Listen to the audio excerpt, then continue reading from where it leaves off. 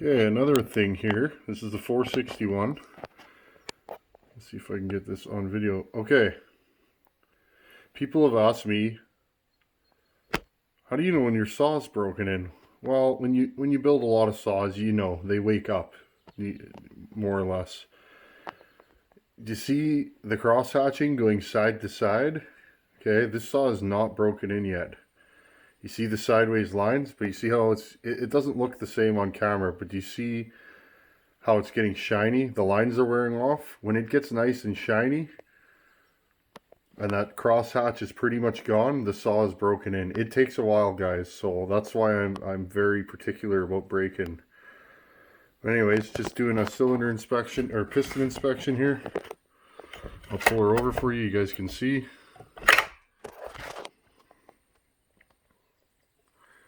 Just like brand new.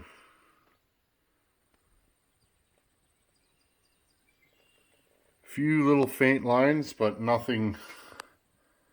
That's just from break-in. Typically, as you run the saw, those will go away. This is the first tank this saw's been through. Notice she's rich. See all the fuel in there? There's actually fuel coming out of the bottom of the pipe right now.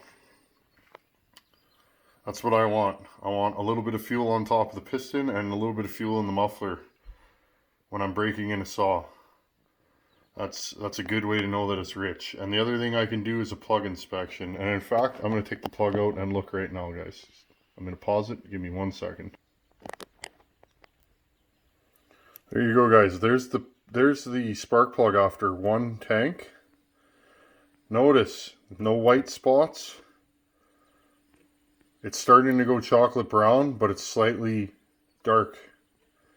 Okay, I think I could even run this thing a little bit richer than I am. So, see how it's chocolate? It might not show up on video, but there's no white spots, no gray. It's brown.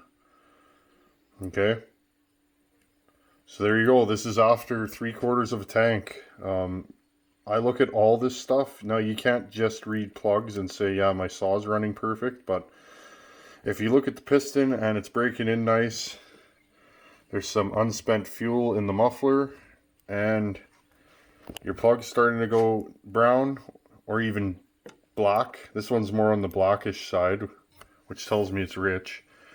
All those things together tell me I'm doing what I need to do. And I do all these things on every saw I build.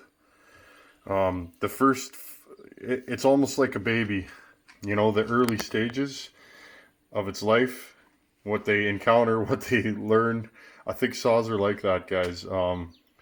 Break-in is the key, in my opinion, to how long a saw is going to last. I mean, if you don't abuse it. If you abuse a saw, like this one is 3 years old. You know, this one's 3 years old and it's on its second engine because it was abused. But you understand what I'm saying. So this is what I do as I'm breaking in. I will do this several more times. I lightly work the saw. Oh, dropped my flashlight. I lightly work the saw and slowly work my way up to doing actual work with it. Okay, that's how I do it. I've never ever blown a saw up doing it that way. I've never scored a new piston that way, so I'm going to keep doing it. We do the things we do out of habit because if it works, why change, right? So I'm not saying my way is the only way, but if you're just getting into building saws or porting, it's, you know, as far as I know, I'm the only guy in my neighborhood or my region that ports chainsaws. I've never met another one. So learning this stuff without YouTube and things like that and books would be impossible. So, you know, that's why I do these videos.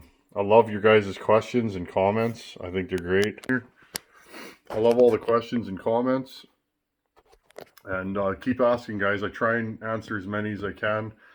But yeah, that's what this channel is going to be about. Just sharing info and building saws. As always, thanks for watching. Take her easy and run your saws because they need it.